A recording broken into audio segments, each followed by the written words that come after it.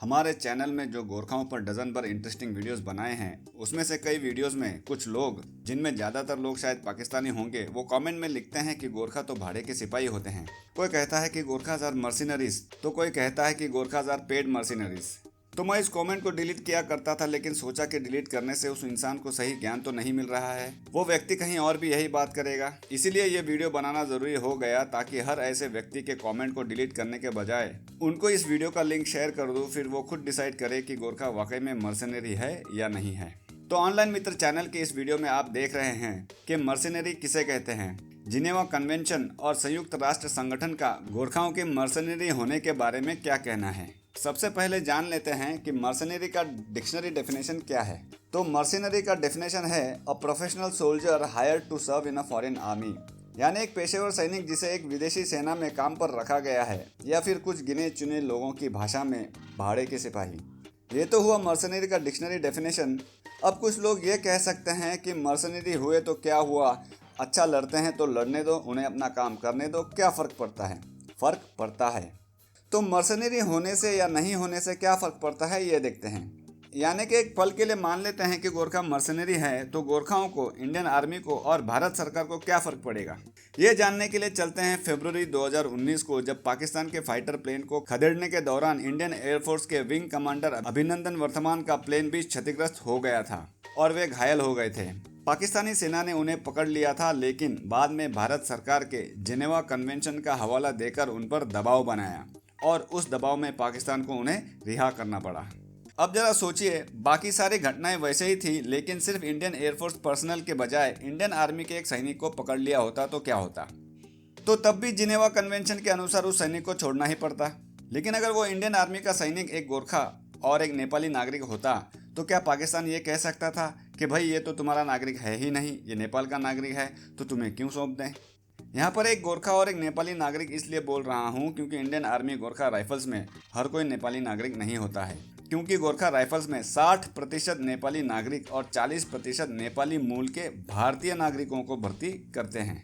यह हुई पहली बात कि नेपाली नागरिकता का हवाला दिया जा सकता है। अब दूसरी बात यह है कि जिनेवा कन्वेंशन युद्ध बंदी को ये अधिकार देता है कि उससे पूछे जाने पर उसे कोई खुफिया मिलिट्री जानकारी देने की जरूरत नहीं है। उनको सिर्फ बताना है अपना नाम, सरनेम, कौन से रेजिमेंट से हैं और मिलिट्री का सर्विस नंबर। और युद्ध बंदी को दुश्मन सेना मार नहीं सकते, टॉर्चर नहीं कर सकते, उनको खाना देना पड़ेगा, पहनने के लिए कपड़े, रहने के लिए छत और मेडिकल ट्रीटमेंट भी जरूरत पड़ने पर देनी पड़ेगी। लेकिन ऐसा कोई भी अधिकार जिनेवा कन्वेंशन ने एक मर्सनरी को नहीं दिया है। यानी अगर गोरखा एक मर्सनरी है तो उनको जिनेवा कन्वेंशन के अंतर्गत युद्ध बंदी को मिलने वाले कोई भी अधिकार प्राप्त नहीं होंगे। और यदि वो पाकिस्तान या चाइना से युद्ध के दौरान पकड़ा जाता है तो उनकी सुरक्षा में और उन्हें वापस लाने में भारत सरकार को दिक्कतें होंगी।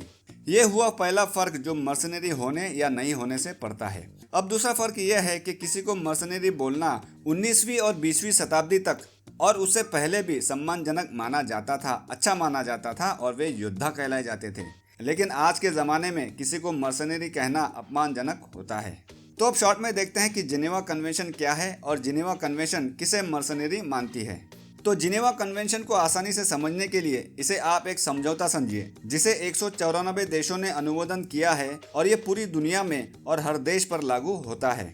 और इस समझौते में 4 संधियां और 3 अतिरिक्त प्रोटोकॉल या मसौदे शामिल हैं, जो युद्ध के मानवीय उपचार के लिए अंतर्राष्ट्रीय कानून के मानकों को स्थापित करते हैं। ये हुआ शॉर्ट में जिनेवा कन्वेंशन, जो स्विट्जरलैंड के जिनेवा शहर में हुआ था। और अब इसके अनुसार मर्सनरी कौन है वो देखते हैं। तो यह है international committee of red cross की वेबसाइट, और रेड क्रॉस को आप जिनेवा कन्वेंशन की एक ऑथराइज्ड एजेंसी बोल सकते हो, जो ऑन ग्राउंड जाकर युद्ध से पीड़ित लोगों की मदद करती है। तो जिनेवा कन्वेंशन के एडिशनल प्रोटोकॉल में मर्सनरी के डेफिनेशन में 6 पॉइंट्स दिए गए हैं, और इन 6 पॉइंट्स में से 2 पॉइंट्स गोरखा के लिए मैच नहीं करते। इसमें पहला पॉइंट जो मैच नहीं करता वो है पॉइंट सी, जिसमें लिखा है material compensation substantially in excess of that promised और paid to combatants of similar ranks and functions in the armed forces of that party. यानी कि सरल भाषा में मर्सनरी वो है जिसको उसी रैंक में अपने देश के सैनिक के मुकाबले ज़्यादा पैसा दिया जाता है। लेकिन एक गोरखा को उतनी ही तनख्वाह मिलती है जितना इंडियन आर्मी के दूसरे सैनिकों को मिलता है, न ज़्यादा न कम। दूसरा और ज़्यादा महत्वपूर्ण पॉइंट जो मैच नहीं करता वो है point E, a person who is not a member of the armed forces of a party to the conflict. यानी मर्सनरी एक ऐसा व्यक्ति है जो युद्ध लड़ रहे देश के सशस्त्र बल का सदस्य नहीं है, जबकि गोरखाओं का बाकायदा इंडियन आर्मी में अलग से रेजिमेंट है जिससे वो इंडिया के आर्म्ड फोर्सेस के मेंबर बन जाते हैं। और जिनेवा कन्वेंशन के इस प्रोटोकॉल में लिखा है कि it requires that all 6 conditions be cumulatively fulfilled, यानी कि सारे 6 पॉइंट्स एक साथ पूरे होने पर ही वो व्यक्ति मर्सनरी कहलाया जाएगा। और रेड क्रॉस के इसी वेबसाइट पर नेदरलैंड्स के मिलिट्री मैनुअल में लिखा है कि दूसरे देशों के वॉलेंटियर्स जो सेना में भर्ती होते हैं उन्हें कॉम्बेटेंट्स ही माना जाएगा। और उदाहरण के रूप में ब्रिटिश आर्मी के गोरखा यूनिट्स और फ्रांस के फ्रेंच फॉरेन लीजन का नाम लिखा हुआ है। अब देखते हैं कि इस बारे में यूनाइटेड नेशंस का क्या कहना है।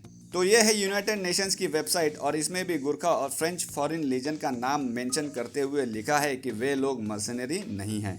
और क्योंकि भारत सरकार जिनेवा कन्वेंशन को रेटिफाई कर चुका है, इसके लेजिस्लेशन को अडॉप्ट और इम्प्लीमेंट भी कर चुका है और यूनाइटेड नेशंस का भी एक मेंबर स्टेट है, तो कोई व्यक्ति किसी गोरखा को अगर मर्सनरी बोलता है तो वो गोरखा उस व्यक्ति पर डेफेमेशन यानी मानहानि का केस कर सकता है। और यहाँ पर मैं कहना चाहूँगा कि अगर आप गोरखा सैनिकों का समर्थन करते हैं तो वीडियो को एक लाइक दीजिए या कमेंट में टाइप करिए जय गोरखा। और अगर आप ऐसे लोगों को डायरेक्ट जवाब देना चाहते हैं जो गोरखाओं को मर्सनरी बोलते हैं तो कमेंट में टाइप करिए जय महाकाली आयो गोरखाली। तो गोरखाओं के शौर्य, वफादारी और युद्ध कौशल को सलामी के रूप में मेरा टारगेट है इस वीडियो पर 100 लाइक्स और 100 कमेंट्स जिसमें लिखे हों जय गोरखा या जय महाकाली आयो गोरखाली। और आखिर में बताता हूँ मेरी व्यक्तिगत राय, अगर जिनेवा कन्वेंशन और यूनाइटेड नेशंस को साइड में भी रख दें तो डिक्शनरी डेफिनेशन के अनुसार भी गोरखा मर्सनरी नहीं होते, क्योंकि जैसा मैंने वीडियो के शुरुआत में बताया था कि मर्सनरी का डिक्शनरी डेफिनेशन होता है एक professional soldier hire to serve in a foreign army. लेकिन जो नेपाली नागरिक भर्ती के लिए आते हैं वो एक आम नागरिक होते हैं, वहाँ के युवा होते हैं और वो एक प्रोफेशनल सोल्जर बनते हैं इंडियन आर्मी को ज्वाइन करने के बाद और आर्मी की ट्रेनिंग लेने के बाद। ऐसे ही इन्फॉर्मेशनल और इंटरेस्टिंग वीडियोस की नोटिफिकेशंस को पाते रहने के लिए चैनल को सब्सक्राइब करके बेल आइकन को दबा दीजिए। धन्यवाद।